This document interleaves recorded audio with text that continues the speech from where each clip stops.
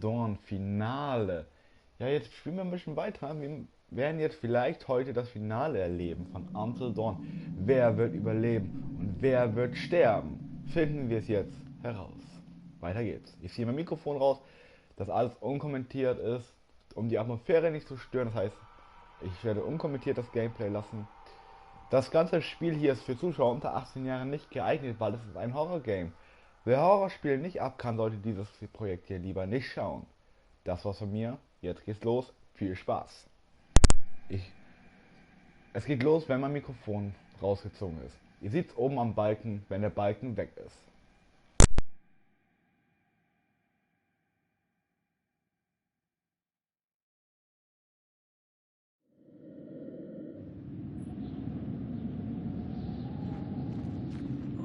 So fest hättest du nicht zuschlagen müssen, Mann. Ja, sorry wegen vorhin, Mann. Das war wegen Jazz. Mein Fehler.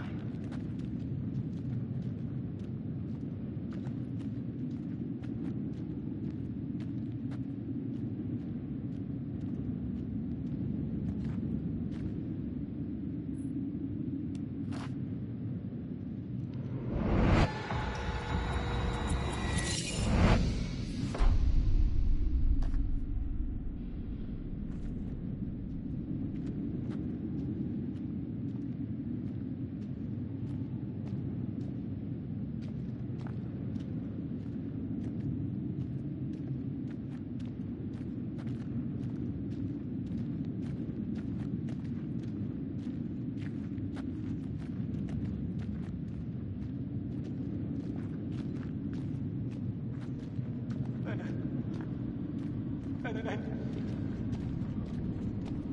Oh! Oh! Oh! Wollte ich nicht. Ich wollte nicht, dass ihr sterbt.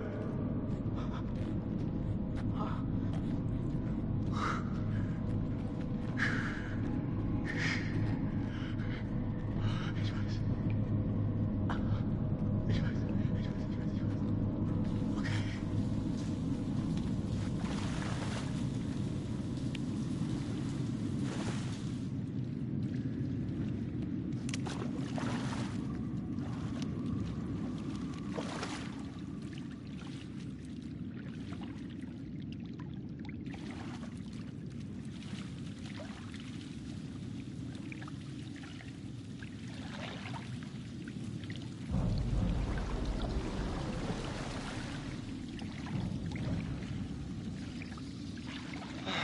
Oh, fuck! Nein, du bist nicht real! Bist du nicht!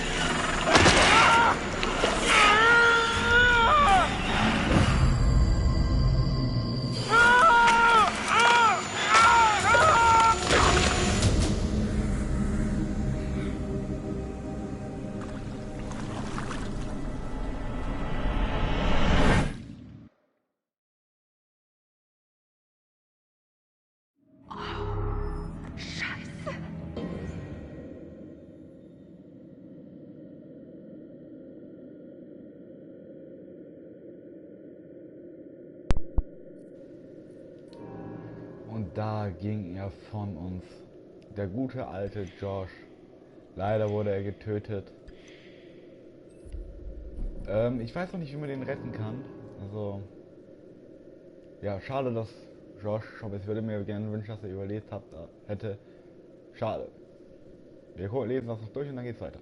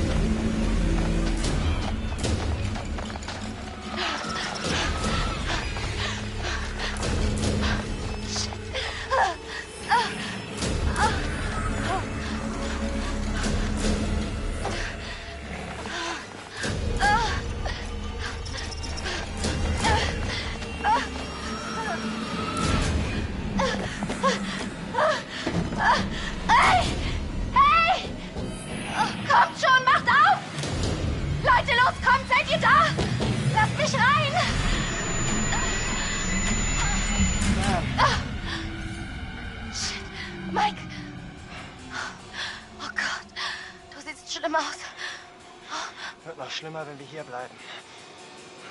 Komm schon.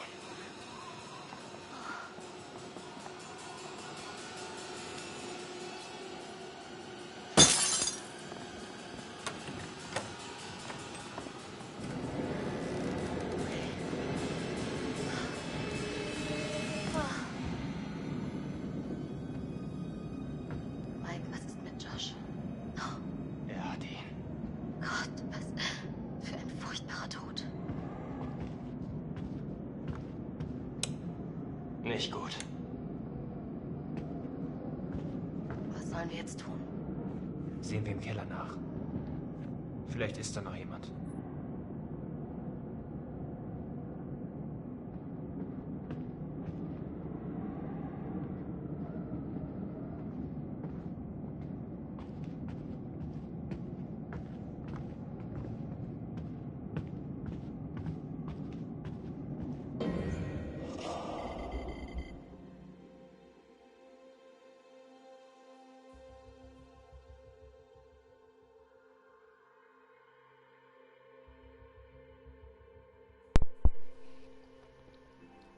So Leute, wir sind jetzt kurz vor dem Finale.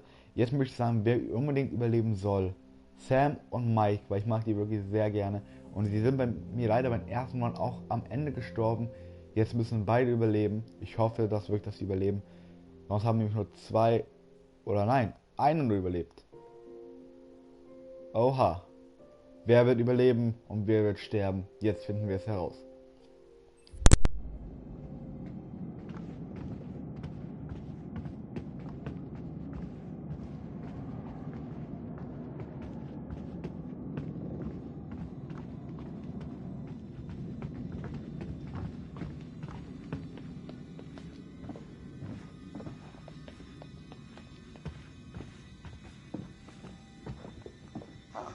Wie hoch ist die Chance, dass wir überleben?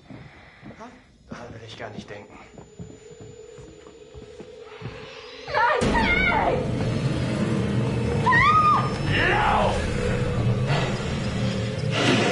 Oh, shit!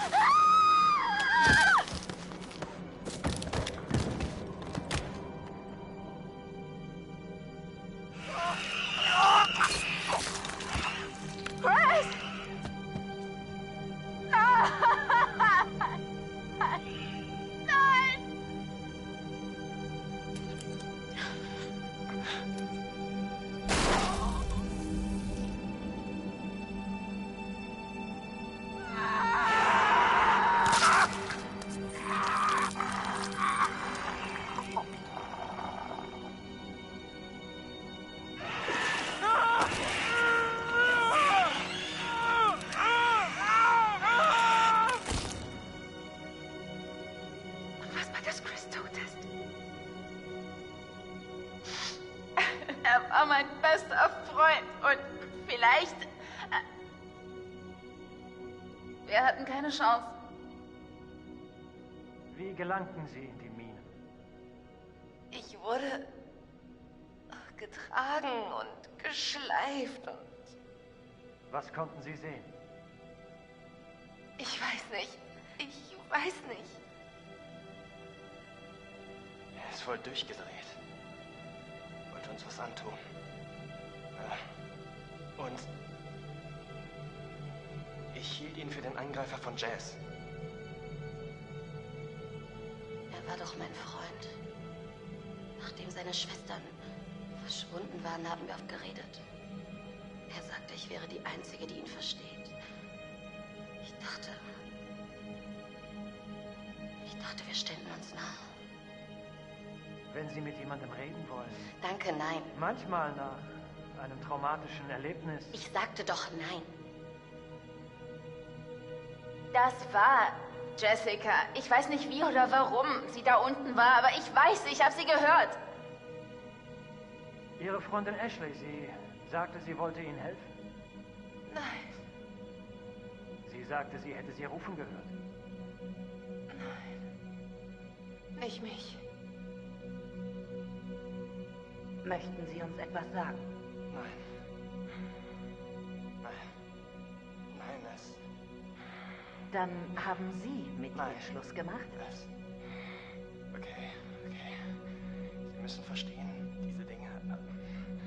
Es war... Okay, es war verworren und die Umstände waren nicht normal. Sie hatten Streit. Sie waren wütend. Nein, ja, aber nein, okay?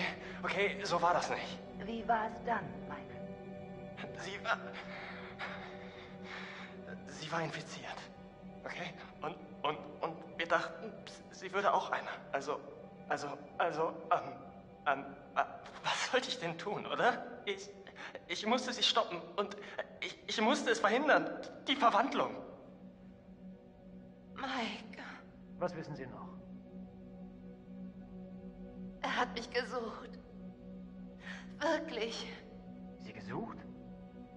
Wo ist er? Hat er überlebt? Sie müssen mir zuhören. Es ist mir egal, ob Sie mir glauben oder nicht. Ganz egal, denn das werden Sie. Sie müssen runter in die Minen. Was ist in den Minen, Sam? Ich habe gesehen, was dort ist. Und ich würde alles geben, es zu vergessen.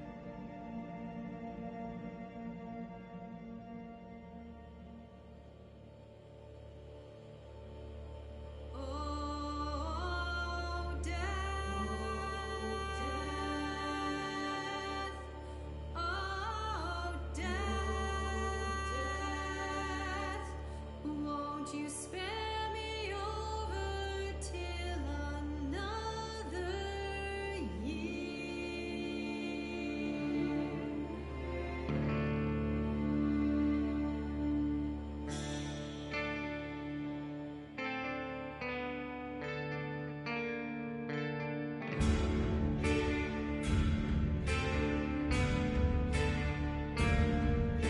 Well, what is this that I can't see with eyes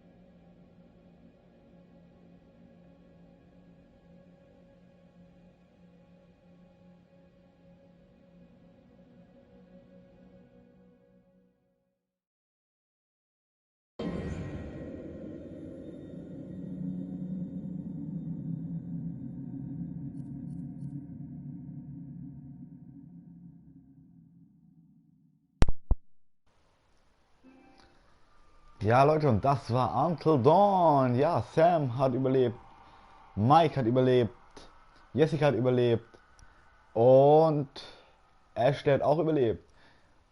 3 wollten es überleben, außer Jessica, Sam und Mike. Die 3 sollten überleben und die haben überlebt. Im ersten Run hat ja leider nur von den Jessica überlebt. Jetzt hat sie überlebt. Jetzt gucken wir uns noch die 3 letzten Bonusfilme an und dann war's es hier mit Until Dawn. Morgen geht es dann los mit Spiel Nummer 3. Fangen wir nochmal von vorne an. Den haben wir schon im letzten Mal geguckt. Jetzt gucken wir uns den an, den zweiten Teil. Viel Spaß!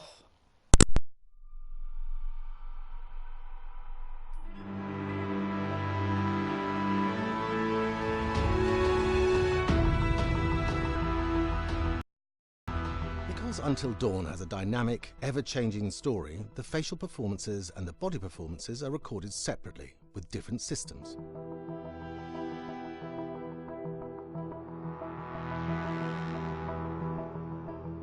With the body capture, we use reflective bead suits and an infrared camera matrix system that drives the CG bone hierarchies in our character models. These performances cover everything from character locomotion, scene-specific performances and stunt work, most of which was recorded at studios in Pinewood and Shepperton, near London. Hannah! Hello? Combining all the elements seamlessly in the final game becomes a formidable editing and logistical task. Every variation, both physical and emotional, must be combined in these multi-edits. Scaffolding props have to stand in for the sets, because the hundreds of infrared cameras have to be able to see all of the reflective beads on the actor.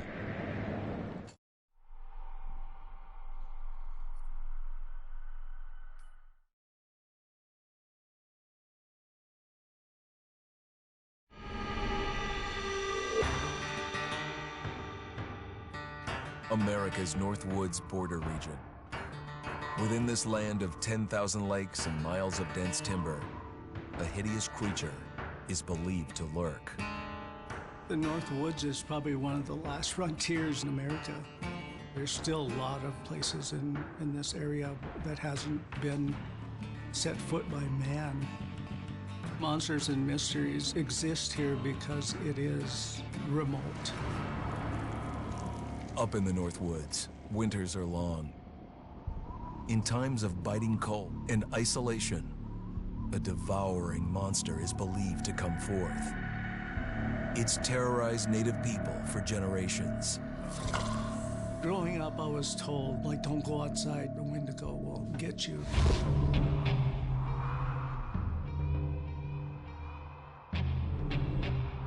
Among the traditions of the northern Algonquin tribes is the Wendigo, a monster that can seize hold of a person to carry out its hunger for human flesh. Many Native Americans fear even talking about this Wendigo, and even the mention of the name will let the Wendigo find out where you are, and it will open you up to be possessed by this Wendigo. The most famous case of a Wendigo possession took place in 1879. In the deep woods outside of Edmonton, Alberta. Swift Runner, a Cree Indian, was a trapper and a guide. He had left town the previous autumn with his wife, 6 children, and his mother. But when Swift Runner returned in spring, he was alone. Swift Runner came into a nearby village telling this heartbreaking tale. I had to watch them starve to death. Of his family being killed by starvation, and that he was the only survivor. My whole family gone. It wasn't hard to understand a family falling victim to a brutal winter. To even not. Yet something was suspicious about Swift Runner. He was a strapping man, and he came into town weighing over 200 pounds. It didn't look like somebody who had just weathered a terrible winter. He wasn't malnourished, didn't look like he was starving. He looked healthier than ever. After a few nights, it became clear that something was wrong. He started having night terrors, screaming in his sleep. I am the Wendigo! Villagers alerted the police. Swift Runner actually guided them back to his winter cabin. When they got there, that's when they saw the true horror.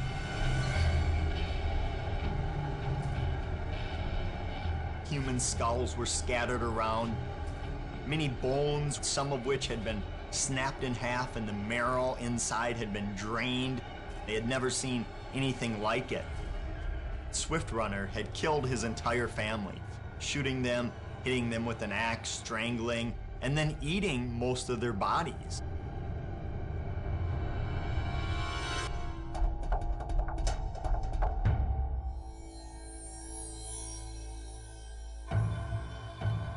Right up until the moment the noose was on his neck, Swift Runner swore the evil spirit of the Wendigo had possessed him and twisted him into a cannibal killer. When he was on the gallows, Swift Runner himself said, "I am no longer a man."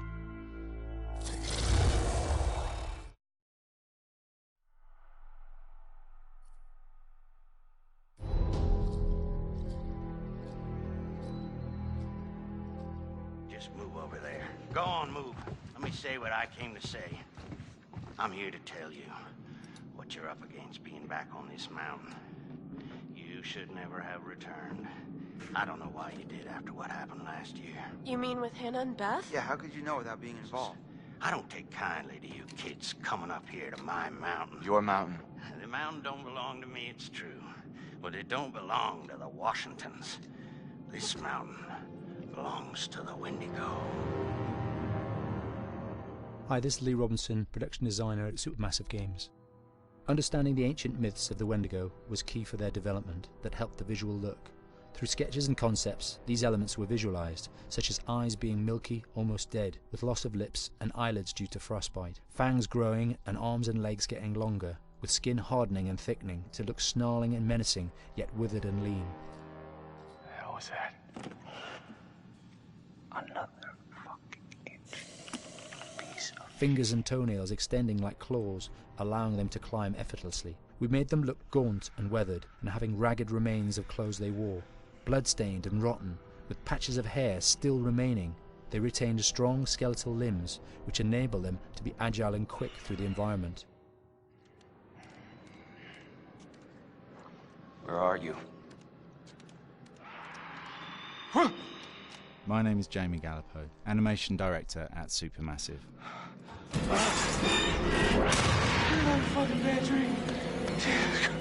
The overall direction on the creature was to be very strong, to be extremely fast. We wanted a spider-like movement to the creature. 1 minute scampering to leaping and then crawling, almost instantaneous. And finally, we wanted the creature to have this real, uncontrollable thirst for flesh.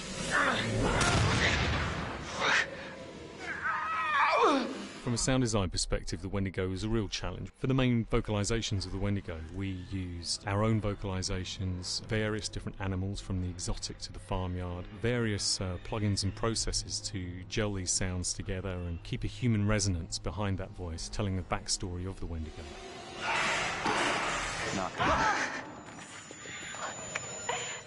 During the chase sequences, the anger of the Wendigo is felt by encircling breaths, screams and screeches that essentially chase you as you're being chased by the Wendigo.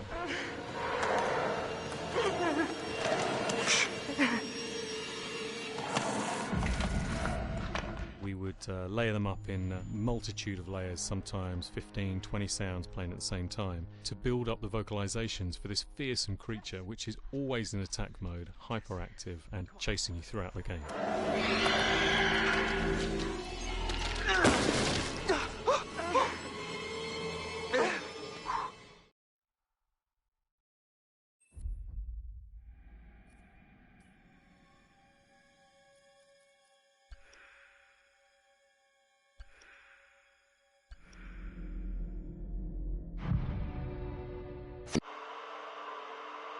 Etwas später sind die Bergleute, bis ein Einsturz sie einsperrte und den Fluch wie und wurden wahnsinnig. Mörder. War der Makapitu immer noch zu dieser Nacht vor einem Jahr. Visier. Aber ich konnte die Mädchen nicht. Ich habe sie gerächt.